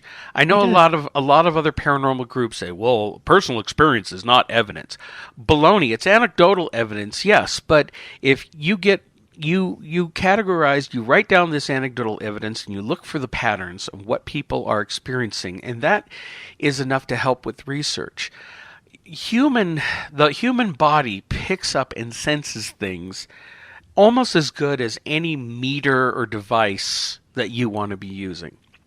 And the point is, Mark, when we took her to Bonnybridge, right, I didn't even know there'd been any UFO sightings in Bonnybridge. All I knew was that she'd been there as a child. When they took the children from Glasgow, she was shipped out to the countryside, which was Bonnybridge. And, you know, I just got that feeling there, but there was something in the air, but I did not know the stories of Bonnybridge at the time. All I knew was the story of the children that came from Glasgow to stay in Bonnybridge. You know, and again, you picked up on it. You picked up on that sensation. And I want to bring something up that happened to us last week during our interview with Bill Brooks. Yeah. And we had completed the show. And what people don't know is we completed the show, and we wound up talking to Bill like 2 hours after the show was over. We just were having a great conversation with him, and it continued. And we had this strange thing happen where at one point I'm just sitting here, and I thought it was just my mind being fanciful, but I kept feeling like there was something standing across the room watching me. And in my mind's eye, it felt like, well, I'm just going to say it, it felt like an alien was standing there watching me. And I dismissed it that it was just my mind, you know, just making stuff up because, hey, we're talking to this guy about aliens. So I didn't take it seriously. And then right at that exact moment, tell us what happened with you. Well, I heard this very, very loud sound coming through my earphones. And at first I thought it was like jet planes or something like that. And I'm shouting at you and Bill, who were talking with one another. What's that? What's that noise? What's that noise? I can hear that noise. What's that noise? Can you hear it? And I was really beginning to panic. And then you calmed me down and I explained what I'd heard. And it coincided with the exact time that you had that feeling that there was something standing watching you. Yeah. And, you know, skeptics can look at... You didn't hear what I was hearing. That's the funny part about it. Neither Bill or I both did not hear what you were hearing. And we were hearing you pretty much freak out. And we didn't hear a thing on our end. But yet it was at that exact, just like seconds later, after I started getting this impression that I didn't see it, but in my mind's eye, I could see a gray alien standing over by the bookcase, just staring at me. And I thought it was just my mind being fanciful. And then at that moment, that's when you hear that strange sound. So there's no evidence of anything happening there. Could it just be a coincidence? Well, yeah, it could be.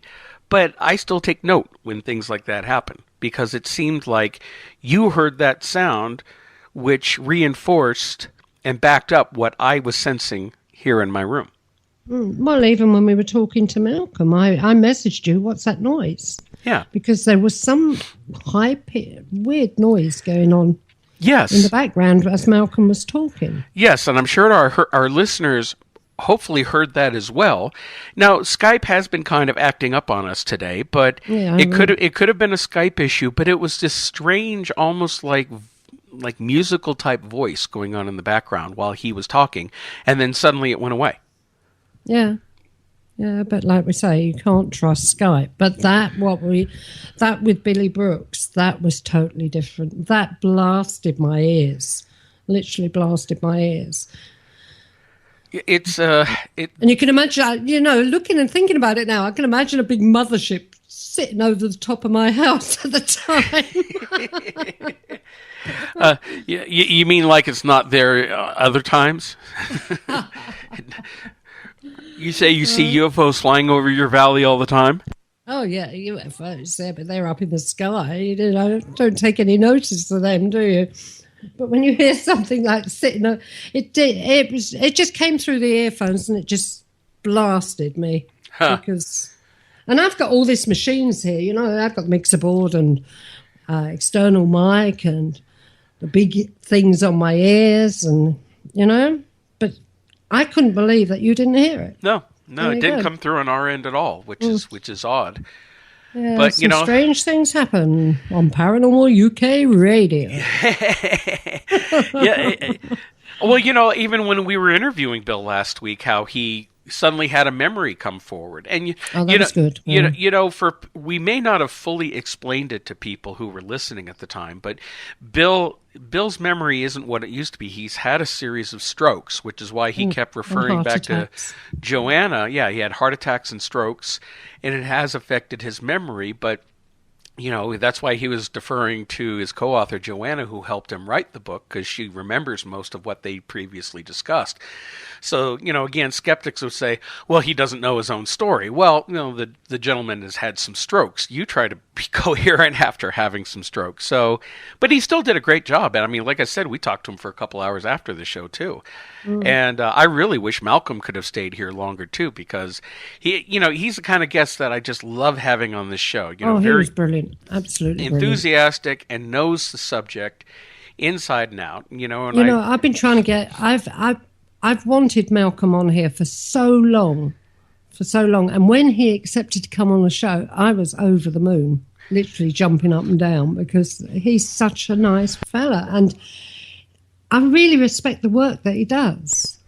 Here's the thing that I love about this show. And I'm the token Yank on this show, but for the U.S., everybody's got to have one at some point. Yes, at some point. Life. But for our listeners in the United States, we are bringing them different people that aren't the same old people that seem to make all the rounds on all the paranormal radio shows in the U.S., to the point where it just gets boring and you're not hearing anything new. When in the UK, there's just this untapped resource of great people doing some fantastic investigations, some people who are experiencers like Bill was, and bringing out new and fresh stories. And this is why we love doing this show, because it brings new people and new ideas out there for our listening audience. Yeah, but we're not only open to having guests from the UK, we do take guests from America and everything, and hopefully in the future more guests from Europe. Yes, most definitely, and that's something. I'd like to have some guests from Europe. So any guests out there, any people out there that are in Europe, France, Germany, well, you're welcome to come to contact us, at any time. Because this is such a fascinating subject, and we're always excited to talk about it. And I like to hear it from different points of view, from different people from different countries. I definitely do. Most definitely. Well, it's like, I've had my own experience, like this weekend. What did you get up to this weekend, Mark? Good Lord, this weekend As if I don't know. Yes, as if you don't know. Well, Friday night, we went out and did my first Colorado paranormal investigation, and we went to the Cave of the Winds up above Manitou Springs. And deep underground.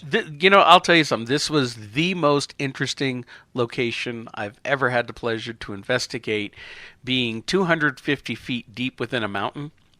And in the caverns and Cave of the Winds, and for anybody who's never been to Colorado or visited them, I highly recommend it. It's like a slightly smaller version of Carlsbad Caverns. You get to go in. It's a natural cave formation. It was discovered back in the mid-1800s and has been operating taking people down there for tours for over 100 years. And we had some experiences. I mean, I still have hours of audio and video to review, which I haven't even gotten to yet. Yeah, and you also took the ghost box. You took that for one reason, to see whether it was anything to do with radio waves or anything like that, knowing that you couldn't get anything like that deep underground. Well, that was the thing. The SP7 Spirit Box, which I know it's used a lot on the Ghost Adventures TV show, but these spirit boxes or Vox recorders or anything that these investigators are using on these TV shows, I have a serious problem with them because they're using standard radio waves. And I'm sorry, if you live in a metropolitan area and these things are scanning radio frequencies, you're going to get every radio station broadcasting out there, music and voices and whatnot. And, they try to claim, oh, well, this voice came over several frequencies as it's rotating, which shows it wasn't, a station. And what better way to test it but 250 foot below ground? Well, but, the problem with the theory on that is that I've heard, stations have bleed over, and they can bleed over to the stations, to the radio frequencies before and after and on either side of it. So you can't trust that.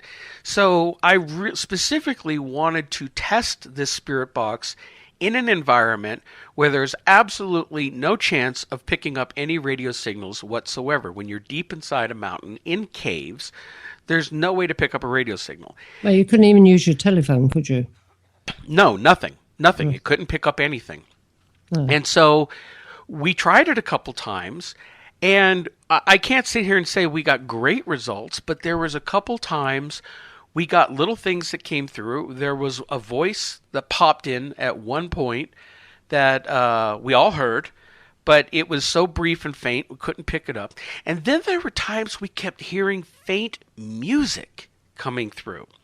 And it was like more of an old-time type of music, but it was so faint. And again, we're trying to rule out what I call audio pareidolia, which is, you're hearing all this static and your mind is maybe trying to put something to the static, but we all heard this music and it came through on a couple of different occasions. Now, what's interesting about that is the old owner of the caves back in the last century, to try to make things interesting for people coming in, he used to bring in bands and musicians and have them sit in spots in the caverns and play music for the people as they came through. I didn't know that. Yeah, he did. There's this whole big rock ledge at one point where he had a band sitting up there playing for people who came in. And so they played music deep in these caves, and yet we seem to be picking up music through the SP7 Spirit Box. And I mean, it would go on for a couple of minutes, which means it's cycling through the whole radio frequency dial a couple of times at that point. So it's impossible to be picking up any kind of outside radio interference. Now, this goes back to rocks and things and residual energy. Mm-hmm. Another very interesting thing is we're getting a steady 0.2 milligauss reading on the Mel meter, on the EMF meter, and it stayed that way. And there should be no electricity in there at all. We're in a part of the caves that has no electricity, no lighting. It's way in the back of the caves, and yet it was picking up a 0.2 milligauss reading, and it was steady. So possibly something within the rocks is throwing off an electromagnetic field, a low-level electromagnetic field. The rocks are sandstone, aren't they? It's a combination of, what did they tell me? There's a lot of quartz crystal in there. There's a lot of, I want to say soapstone, and a lot of limestone. And, these caves were formed because even though we're in the Rocky Mountains and we're up at about 6,000 foot elevation, this part of the country used to be under the water, under the sea, millions of years ago. And the caverns were formed by seawater flowing through. And then over time, when geological forces pushed up this section of the Rocky Mountains for the Continental Divide and made this 6,000 feet up above sea level, But that's how they were formed, with the different formations in there. So, could it be the crystal quartz that was given off this? I don't know. These are things that we're going to have to go back and look into further. And it's still what they call a living cave. It's an active cave. Water is seeping into the cave. It has stalactites and stalagmites. So there are crystals still forming deep in the cave. And now for some of the paranormal activity that's been reported, supposedly the former owner, George, and his wife have been heard in the cave.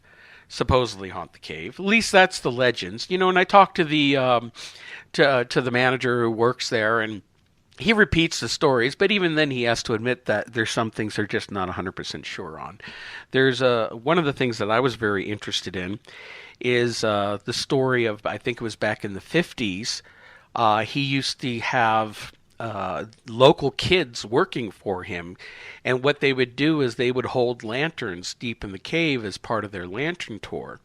And of course, kids being kids, they get bored, so they just set the lanterns down and point them where they needed to go, and they'd go off and run and go play hide and seek. Now the kids would wear around their wrists a leather strap that had some bells on it. If they got lost or anything, they shake their arm, or if they couldn't talk, they could shake their arm, and the bells would tell them where they are. Well, these two kids were never seen again, period. And when George locked up that day, he came around with his last tour. He saw the lantern sitting on the ground. He figured that the kids got bored, and they probably went home already.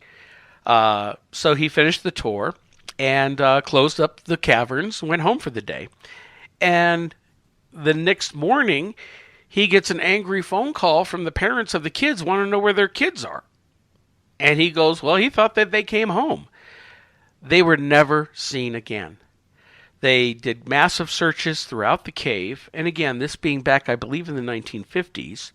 And the caves have been explored further reaches. But you know what? There are also parts of the cave that they're still finding. But these kids have vanished, and they were never seen again. They haven't even found bodies anywhere. So that's the story, but unfortunately, there's a bit of a legend to it rather than fact, because nobody seems to be able to produce the names of these kids. So I don't know. It's something I think I would want to do some further research on before I would put any weight to that story. But I will tell you that when I did the preliminary, I took the lantern tour right after Christmas, which went back in the cave, and I listened to the ghost stories, and that's when I talked to the management, and they allowed us to come in and investigate. But at one point, as we were coming out of the back cave and we were heading on our way back, I was the last person in line, and I just heard it once, but I heard one of those bells go off. I heard like a jingle bell, and there was nobody there with me. The rest of the tour had gone ahead of me, and I did not hear that sound at all at any time during the tour when I was with the people in our tour. It was just that one time in the back of the cave. Now, what's interesting about that is when we did the investigation this Friday, one of our investigators told me he heard the bell. Now, he heard the bell too? He said he heard it, but I have to go back and listen at the time he said it, because I had a couple of recorders playing at that time, and I need to go back and review the evidence, because I'm concerned. I had my tablet there that I was using with the FLIR 1 and doing thermal images, and that tablet, sometimes when it gets a notification, it gives off a little bell sound like a bicycle. Yeah, but it wouldn't have got a notification because you weren't on the internet, were you? Well, that's true. I'm deep underground, so it should not have done that. And he swears up and down. He and one of the other investigators swear up and down they heard it. So that's something I'm going to have to go back in and check out. And were the recorders in the vicinity, or was the tablet in the vicinity of where they were standing at the time when they heard it? The tablet was about 60 feet away, but they could have heard it. If it made that sound, yes, they could have heard it. I did not hear it, or at least I didn't think I heard it. but I know when it happened, and I marked it on the recorder once he told me to go back and listen. So that's going to be part of the evidence review. That's going to be interesting, especially if you find it. I'll tell you something that I think most paranormal investigators will agree with me on. I hate evidence review. I hate it. I tell you what, I used to come back, right, from an investigation, 2-3 o'clock in the morning, put everything onto computers, start going through it, and I would still be going through it the following day. I have... Easy. And I'd just sit there going through it, listening to stuff, and without sleep. I have 4 cameras running throughout the whole event. And so I have to watch each camera's footage all the way through. Yeah. Well, I used to get the family. 3, 4. Or, you watch that camera, you watch that camera. Tell me anything goes on it. Yeah, but if you're a control freak like me, you want to be the one to watch it because I don't trust anybody not to miss something. I used to bring back so much of the stuff, honestly. I'm glad I don't do investigations anymore because it is the aftermath of the investigation actually trolling through all this lot, trying to find just one little thing maybe, or an EVP. But I'll tell you something. I'm encouraged, though, because when I took the lantern tour, I had brought my digital recorder with me, and I listened to it afterwards, and I did catch 2 EVPs. The most impressive one was back in the area which we were investigating the other night. While you could hear the tour guide talking, everybody else was quiet. And all of a sudden, right next to me, I hear a woman's voice go, "I'm so cold." And I guarantee you, nobody said that because it wasn't cold in the caverns then. In fact, I was worked up a sweat from because it's very humid in there, and it was in the mid-50s. And it wasn't cold at all, especially considering how cold it was outside. So nobody around me said that. And yet I caught that EVP. So I'm encouraged to start going through the evidence today to see what else we may have caught. Yeah. Well, that'll keep you busy. That'll keep you occupied. Go. So what else did you do this weekend then, Mark? Well, very interesting. I trying to find things to do here in Colorado. I found this group through Meetup that does a lot of shamanistic work, spiritual work, and they have workshops. So yesterday I attended an all-day beginning shamanic journeying class. Interesting. Very interesting. And I've always been interested in the shamanic practices. To me, it's fascinating how the native cultures all over the world all have practices that are very similar to each other in almost every type of environment, everything from South America to Tibet, Native American Indians. Even in the UK. Yep. They all in the Celtic pagan religions, they're, these nature spirits. And I think this is something that we in our modern society have gotten too far away from. We don't consider any of that. We've become such a 3D materialistic society, and the only spiritualism that seems to reign is the organized religions, which all have the do's and don'ts. Don't do this, don't do that, don't do this, and control, rather than the openness of spirituality. And so I took the class, and the last part of the class also involved doing some trying to do some journeying. And, I struggle with it a bit. I'm going to say, I had some experiences. And yet I'm trying to decide, did I really have some experience or was I making it up? Now, a lot of the people who mean your imagination? Well, here's the thing with it. For me, and there was about 20 people in the class, and some of them have been doing this a while, and they talk about all these beautiful experiences, and at one point they said, "Oh, I saw it was so beautiful, it made me cry," and yet what I had happen to me, it felt like power of suggestion and me making it up as I went along. Nothing earth-shattering happened. In fact, it seemed to be limited to the limits of my imagination. So it wasn't, you weren't consciously making it up, you were subconsciously. Well, no, because I'm very much aware of the fact that I was laying there and aware of my body. And, you know, they talk about this in shamanic practices. Yeah. And I want people to understand when I'm talking like this, I'm not putting it down in any way, shape, or form. I'm just, and I actually do believe in it. I believe that, you know, not only in astral, you know, shamanic journeying, but astral travel, out of body experiences. So many people have reported these things, and I do believe in it. I'm just talking from my personal perspective. Was I able to participate in a shamanic journey, or was my mind trying to make it up because nothing else was happening? I honestly don't know. So I question it. Now, part of the problem with a lot of this stuff is you can't question so much, because then your own doubt starts to put limitations on you. So I'm trying to be open-minded, and yet I still can't help but feel that nagging feeling that what was happening. Let me put it to you this way. The last part of the journey, last segment of the journey that we did, you know, I felt like we went, you know, they talk about the lower, middle, and upper worlds and journeying to each of those levels. And in one of the levels that I journeyed to, I met this woman who was talking to me kind of like a guide. And yet, everything that I was trying to ask, if I asked a question that I didn't know the answer to, this guide didn't give me an answer for it. I didn't learn anything that I didn't already know, which made me feel like it's not a real guide, but it's my mind projecting, creating this image like I'm talking to somebody, when I think I'm having a conversation with myself.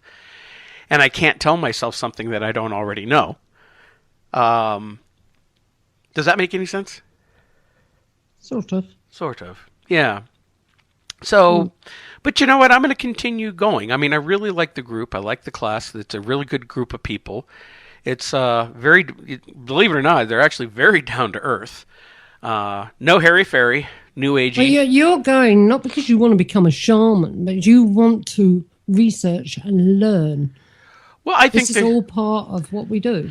Well, I think it's part of what we do, and even as a paranormal investigator, exploring other types of realms and possibilities, other aspects of our reality. If there's the one thing that I've learned, and through all this research and working with you and and the other stuff we've done over the years, is our reality is far stranger than we know. That these other types of practices, I believe, are gateways to learning more about these other worlds. Yeah. And we have to have that open mind about it, and not be so closed off. We can't sit there and say, oh, that doesn't exist. Well, you don't dismiss something out of hand. Do your research on it. If you have evidence and you can see that something is not real, then that's fine. But there's so much evidence that suggests a lot of this is real, and that there are things that the human mind can do can be incredible, and we limit ourselves far too much. That's true. That's true. Very true. So what did you learn? Well, I learned about shamans. Excuse me, I had to cough there for a second. Well, the shamanic practices and shamanism itself, the word is taken from a derivative of in Tibet, where this anthropologist, and I got to get his name for the book. He wrote a series of books where this anthropologist in the last century who traveled the world and looking into these shamanic practices of all these different societies. And in fact, he did very little research on North American Indians. He spent most of his time researching other cultures around the world, and found that there was this connection with all of them. And these were more what we would call primitive people, more nature-based, primitive, simple people. But they were all doing the same thing. And it's not like they could pick up the phone and call another shaman, shaman Tibet, call somebody down in South America. Yeah, this is what we're doing. How about you guys? Let's compare notes. It didn't work that way. And yet they still were able to find a lot of the same practices. And it's about getting into these meditative states. And here's where it's interesting. I believe everything has to do with energy. So when they do the drumming, and the drumming is an excellent source for trying to get your mind into those higher or even lower vibrational rates that puts you into that right frame of mind to be able to journey to these other realms. The vibrations, the rhythmic, monotonous beat of the drum, or like in Australia, they use the what do they call them? The didgeridoos. Didgeridoos. And it produces that sound and vibration. Now it has a hypnotic effect, but what is hypnosis too? And hypnosis is putting you into a hypnotic state that, but you're still aware of yourself. You're aware of your body, you're aware of your surroundings, but your mind is able to access certain realms of your subconscious, or even certain realms outside of your consciousness that are always there, but we don't have access to them in our conscious world. It's really fascinating. That's why I use a lot of binaural beats. Binaural beats there. In my work, it's something I'm going to continue to explore. So I'll give some updates as we continue further. But you know what? We have reached the end of the show. So, okay. Well, I was going to say, so shamans do exist. Well, shamans exist. Shamanism exists. Are they actually accessing other worlds, other realities? Until we do it, we can't find out. I think so. Can I do it? Well, that remains to be seen. We shall see. And we'll leave it at that, folks. There we are. Well, everybody, thank you again for listening to another edition of Paranormal UK Radio here on the Paranormal UK Radio Network. You can listen to us live every Wednesday night. We're on our station at paukradio.com, TalkStream Live, and TuneIn Radio. And afterwards, our podcasts are available on Podbean, Stitcher, and iTunes, and a variety of other sources. And we go out on Dark Matter Digital on a Monday night. Yep. Art Bell's Network, Dark Matter Digital Network on Mondays. So thank you for listening, everybody, and we'll catch you next week. Talk to you later, Irene. Okay. All right. Bye, Mark. Bye, everyone. Bye. Bye.